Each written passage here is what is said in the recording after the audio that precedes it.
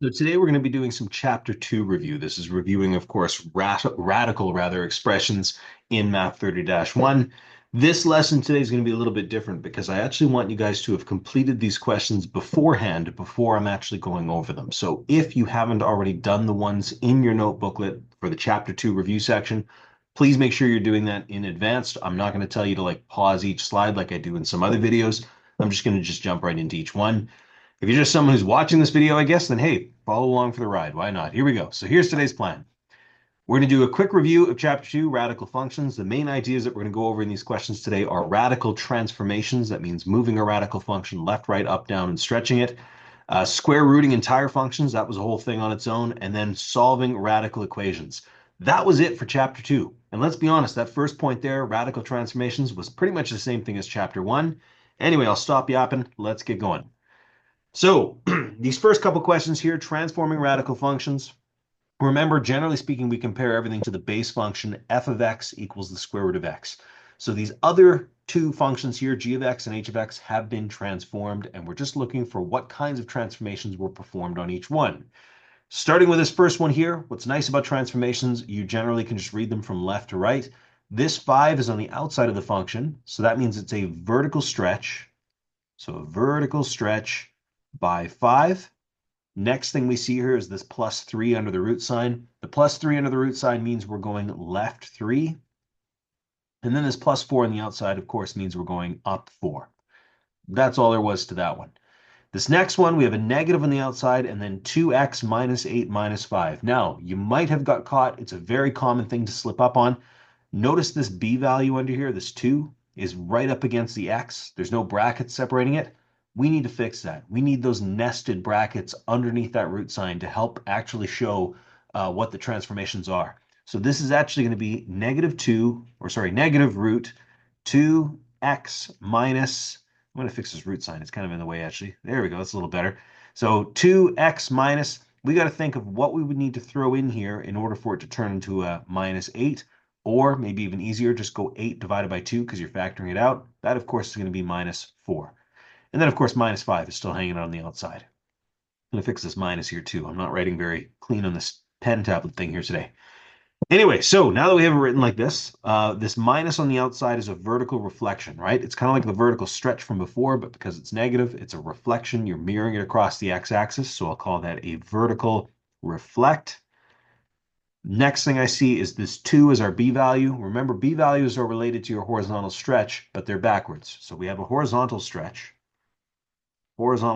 but it's not by 2, it's by 1 over 2, right? Because b values are always backwards. Next thing we see is x minus 4. Well, that means we're going right 4. And then the minus 5 on the outside just means we're going down 5. So hopefully that was pretty clear for you. Just make sure you don't get caught on those not nested brackets questions. You always have to change them because otherwise it's not really showing you truly what kind of transformations are going on. All right, next one. Suppose f of x equals square root of x was stretched vertically by a factor of 2, moved up 3, and moved left 6. Write the equation and sketch the graph. So the equation kind of gets me thinking we want equation notation here. I always like starting with function notation just because it's more familiar to me, but I guess you could skip it if you wanted to, but I'll start with function notation just so we can get that ready. That would be y equals, we have a vertical stretch, so that'd be 2f. It doesn't look like we have a horizontal stretch, so I'm not going to have a b value, so I can just jump right into x. And then we're moving left 6, so that means x plus 6. And there was a moving up 3 as well, so plus 3. That's my function notation. It's just a matter of filling in your a, b, h, and k, the formula for function notations on your formula sheet, as you would know. Equation notation, on the other hand, though, we have to jump into equation notation by taking the stuff in the brackets in function notation and replacing the x we see with that bracket stuff.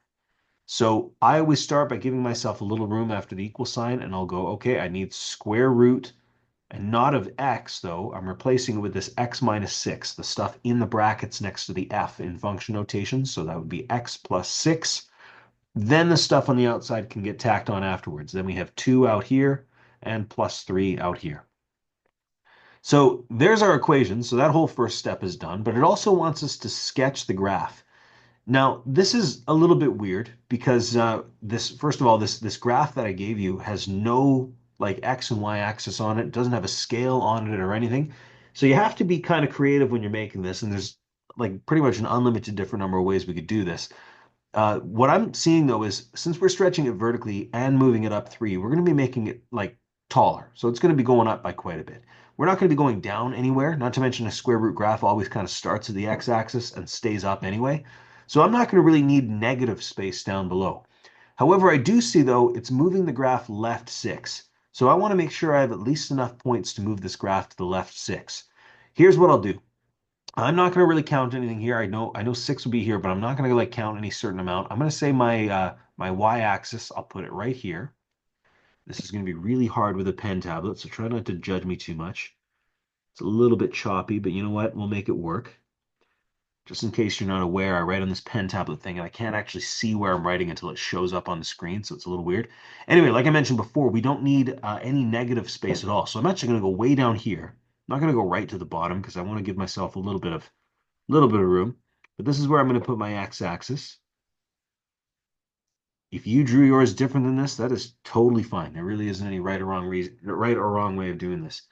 Okay, so next thing I'll do, I guess if I'm going to make a scale on this thing, I could make every one block as just one. I guess that would probably be the most fair. So you know what? I'm not going to literally go 1, 2, 3, 4 and count them all out. I'm going to be lazy. I'm just going to count 5 blocks and say that's 5. Another 5 blocks, that's 10. Another 5 blocks, there's 15. And then go the other way as well. That would be -5 over here and then -10 right there. In terms of my y-axis, I feel more comfortable leaving it also as a 1 block to 1 block scale, but I'll make this 5 right here. And then I guess this one would be 10. And then it looks like that one would be 15. Okay, so what I think I'm going to do, it's going to be a little weird, but I think even though it's asking us to sketch the graph of the new function, I'm going to start by actually sketching the square root graph. You didn't have to if you didn't want to, but I like doing it just so I can see where I'm going. A square root of x graph starts at 0, 0, and then it's at 1, 1, and then it's at 4, 2, right? Because if x is 4, the square root of 4 is 2, so that'd be your y value. 9, 3 would be the next one. And then we'd actually have 16, 4. Now, I didn't count anything here, but I'm amazed right now. I'm actually like getting the shivers right now. I'm shivering right here because 16 is actually on my graph. So I can actually go 16, 4. Woo! Oh my goodness, I couldn't have planned that better if I tried. I swear I didn't plan that in advance. You guys aren't going to believe me, but whatever. It is what it is. Anyway, so there's our graph of y or f of x equals the square root of x. That's looking pretty crisp. I'm going to make the new one now, though. I'll make it in blue just so we can see it a little bit better and different from this. Since this new graph is the one that's been moved by a vertical stretch rather by a factor of 2 and then moved up 3 and moved left 6, I think I'd feel more comfortable if I just did some mapping notation on this thing because we're moving a graph one piece at a time. If you have a way of doing this without mapping notation that you're comfortable with, by all means, go for it. The reason I'm doing mapping notation is it's just a safe way of doing it. It's making sure that your points are actually going where they're going, as long, of course, as you set your mapping notation up correctly. Mapping notation always looks like x, y becomes, and then we have to look at what our words are because our words are going to match what mapping notation does. X is anything horizontal. So I see a vertical stretch by factor 2. That's not going to be it. Moved up 3. That's not going to be it. But moved left 6 would be. So that would be x minus 6. And I know that's backwards to what we see in equation notation, but that's just how it goes. If we're moving x to the left, we have to subtract 6 from it. As for our y, we have that vertical stretch, so that would be 2y. And we're also moving it up 3, so plus 3. Let's just pick those, it looks like 5 coordinates. We'll move them one at a time. 0, 0 is that first one. That's going to become -6, 3. 1, 1 is the next one. That's going to become -5, 5, I believe. Yep. And then the next one would be 4, 2. That's going to become -2. And then 2 times 2 plus 3 is 7. Then we have 9, 3. That's going to move to 3, and then that would be 9. That's kind of weird. They kind of like flipped there. That's kind of a funny coincidence. Anyway, last one, 16, 4. Let's see where this one's going to go. 16 minus 6, of course, is 10. 4 times 2 plus 3, that would be 11. So 10, 11. All right, I'm going to plot these on here now. -6, 3. is right there. So that's where my 0, 0 went, which makes sense. It was, moved up 3, left 6. Next one is going to be at negative 5, 5. That would be here. Then we have negative 2, positive 7. That would be right there. And then we have 3, 9. 1, 2, 3, 9. That would be there. And then 10, 11 for that last point. 10, 11. There we go. So I start here, make it a bit of an arch. Let's see. I hope I don't mess this thing up. It's looking pretty good so far. Look at that. Not bad. Not too shabby. I think that was all right. So that would be our new graph. That was the one we were really looking for. I'm glad I drew my original one on there in red, though, because I think it really shows how the graph evolved as you changed it, right? It's just a matter of perspective. This honestly, making graphs is every bit as much of an art as it is a science. It all comes down just to being able to see what's going on with your graph before you start making your X and Y axis and then going from there. It's a little annoying though when you don't have one that's already given to you, but it's an important skill. You need to know how to know where you're going to be drawing your graph. It actually does show kind of whether or not you know how your graph's going to be affected by these things. Anyway, let's march on. Square roots of functions. So I want you to remember that when you take the square root of a function, like the whole thing, any part of that function that was below y equals 0 will not get graphed. Now, the points where y equals 0 and where y is 1 are going to be your invariant points. They're the points that don't move. Between y is 0 and y is 1, your square root graph will be above the original graph. And then after y is 1, your square root graph will be below the original graph. To make that last point even simpler, find points that are easy to square root on your original graph and square root them, right? So an easy to square root number is 4. If you look on the graph here, the red one's the original one. When y is 4, that's right here, well, just take the square root of that. The square root of 4 is 2. Look at that, drops right down to 2. No big deal, right? It is what it is.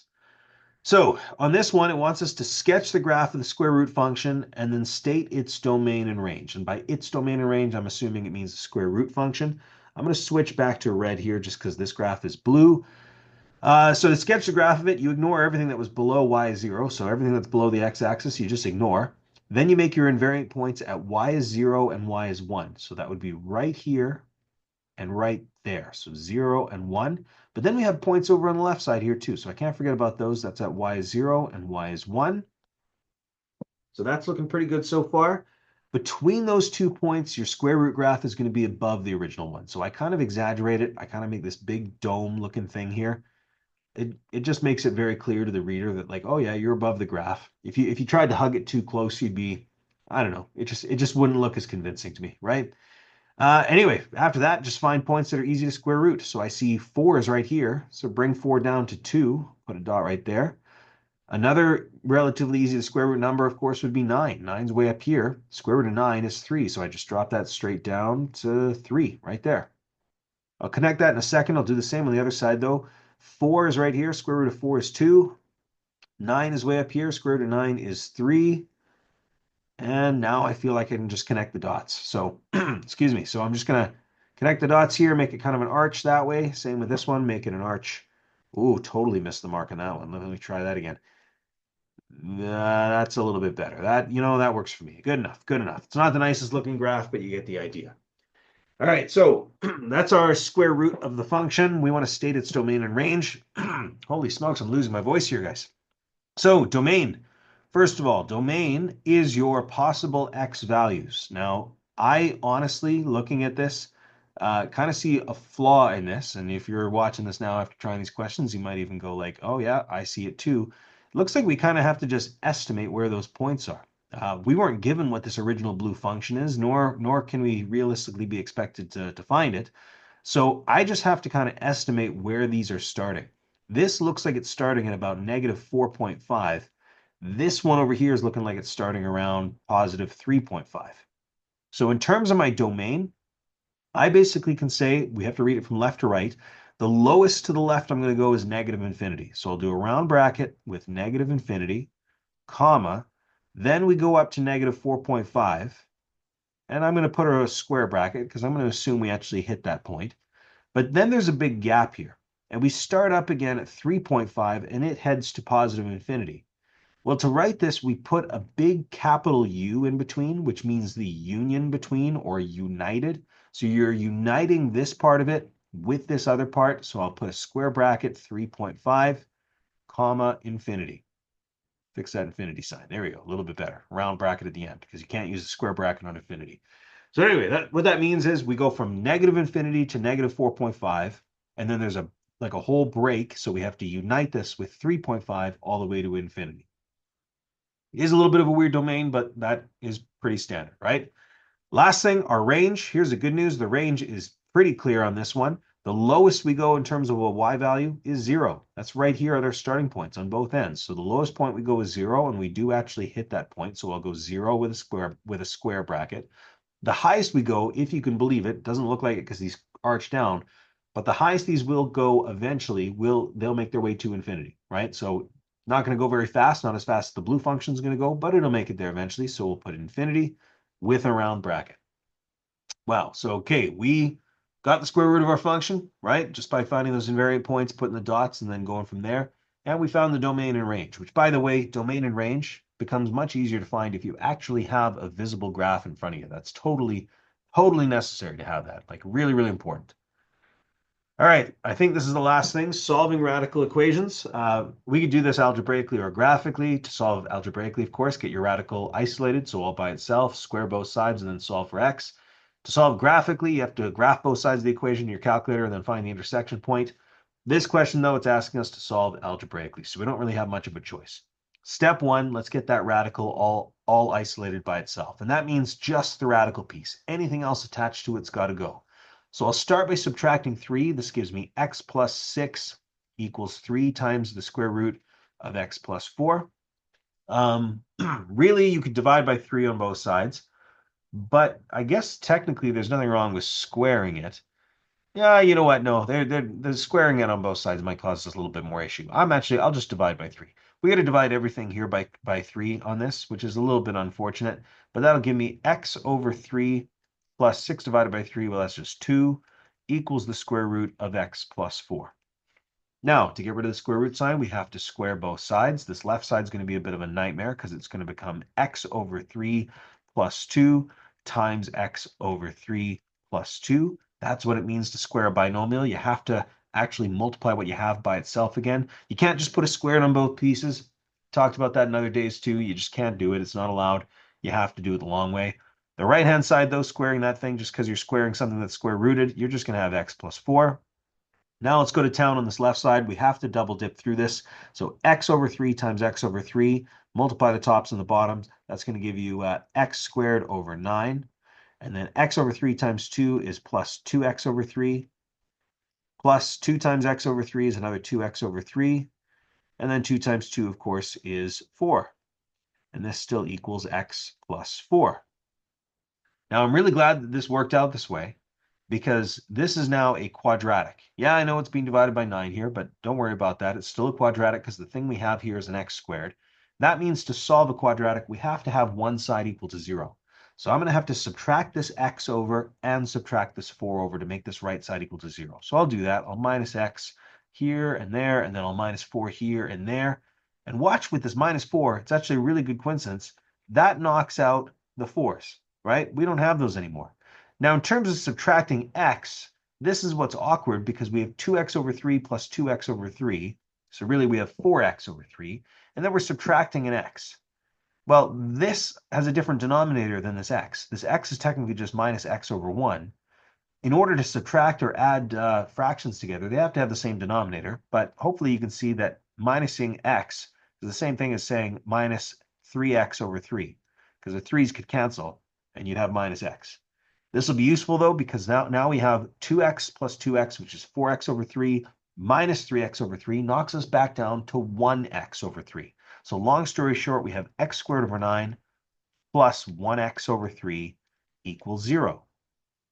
Now, if these fractions here are bugging you, I honestly don't blame you. I don't like dealing with fractions either, so because one side is equal to 0, we can kind of cheat on this one. Let's multiply everything we see here by 3. If I multiply everything I see here by 3, I now have 3x squared over 9 plus 3x over 3 equals 3 times 0, which is still 0. But then the reason I chose to multiply by 3 is that cancels out the 3's right there. Let's do it again, though, because now if I multiply by 3 again, that gives me 9x squared over 9 and 3x over nothing, because the 3's are gone, so just 3x equals 3 times 0 again is just 0. Long story short, if I'm going to clean this up a bit, I have, well, 9 over 9 cancels. I have x squared plus 3x equals 0. I can factor an x out of this to get x times x plus 3 equals 0. And now my solutions are a lot more clear. My solutions are going to be x equals 0. That's where that first thing would be. Hold on, I'm actually not going to box this yet. I get too carried away here.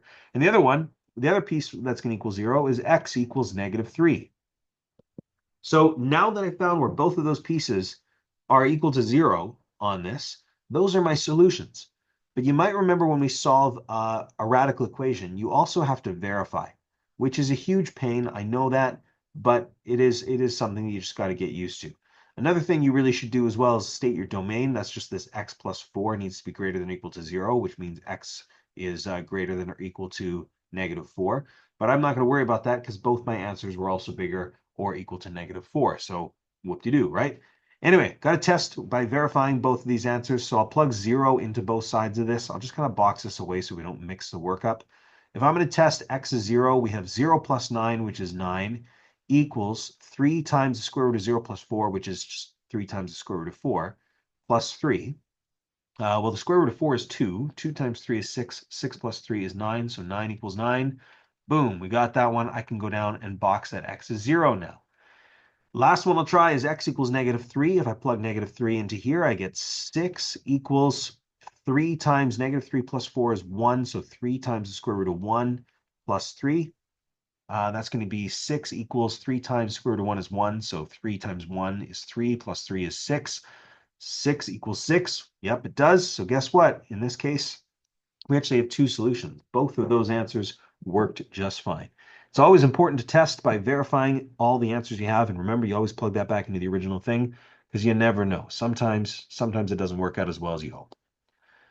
There we are. So we made it. So what you could do at this point is you can now complete that chapter 1 and 2 assignment. I think you could have done that yesterday too, now that I mention it. But page 99, those questions there would also be really good practice. Completing the above questions correctly will almost guarantee you success on the quiz. You need to make sure that you are monitoring what you understand and reflecting on things that you are not. As always, if you have any questions, please make sure you reach out. Best of luck.